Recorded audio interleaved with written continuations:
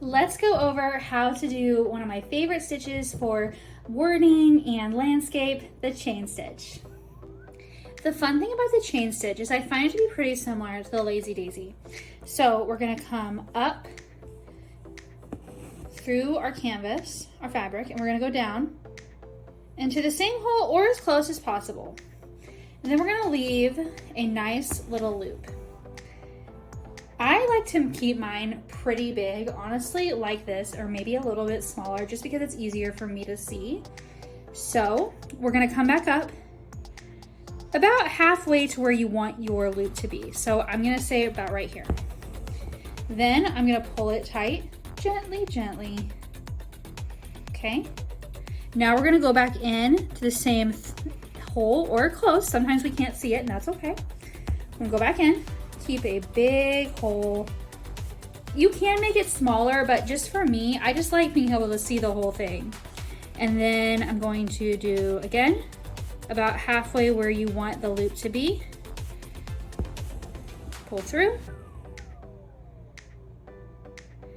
And again, into the hole. I feel like you're probably starting to get the idea. Usually I'm not stitching on a hoop stand whenever I'm stitching, so I'll use my thumb or one of my pointer fingers. So the fun thing about this is you can literally make them as small, like if I went right here, let me zoom in a little bit. Okay, so if I went right here, that's pretty tight. Or you can make them as loose, like maybe you wanna go here, as you want. So it gives you the opportunity to say, okay, I want to maybe use more pieces, more strands of thread, and I want it to be a little looser. Or no, I really want a very intricate train stitch, so I'm gonna make it really small. So for the purposes of this one, I'm doing kind of an even one. This is about the size that I used for the stitch. Move it over a little bit so we're in the center. See, I'm using now I'm making the hoop a little smaller, but you still are getting the idea. The trick is you don't want to pull it too tightly. Just tight enough to where it reaches the edge.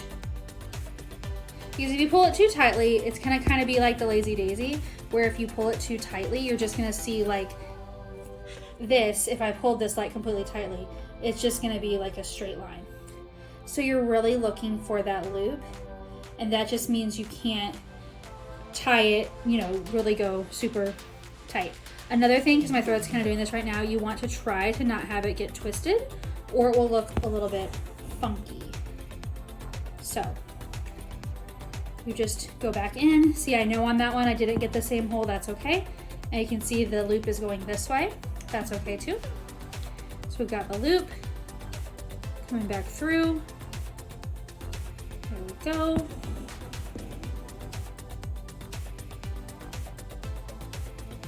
This stitch was really intimidating to me when I first started. I didn't really understand. It's not like the back stitch where you're just going in, pulling, going in, pulling. It requires a little bit more effort, but it's very calming. It's fun. You can actually use this on like a thicker lettering. You can use it to fill in a circle. You don't have to just use a straight line. So if you were going to go in a circle, you just slowly start going around. So if you wanted to go in a circle here, you come through here, and you're gonna kind of use the loop as your guide. So now we're going down a little bit. So say you wanted to go here. You're just using the loop to kind of go around. And now we're gonna do the loop.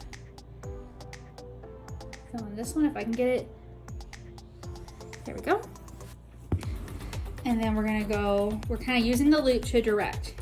So a little bit more down. This is where it would have been handy if I would have drawn a circle, because then I could show you exactly how you would go on the path. But for now, just pretend like there is a drawing. So as you can see, it's very easy to turn. This is also a very forgiving stitch. You've probably figured out that a lot of the stitches I like to use are very forgiving, mainly because when I first started embroidering in 2020, I was doing it as a stress relief, and you don't really want your stress relief to be something that stresses you out. So, see, I'm gonna go up. I'm gonna try to make a little half circle here. So we're just using this as a guide.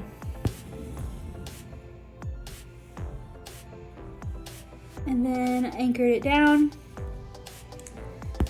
pull it up.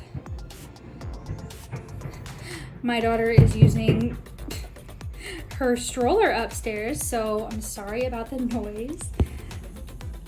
It's almost quiet time. My husband graciously agreed to put her down so I could work on these videos. So as you can see, it's very easy to go any direction that you want. So it'd be great for cursive, it's great for landscaping, all of the things. And then whenever I finish, like if this is the last stitch I'm going to do, I will then just anchor it on the other side, just like the Lazy Daisy. And it's anchored. I pulled this a little bit over, so there we go. Okay, so it's anchored, and that's how you do a chain stitch.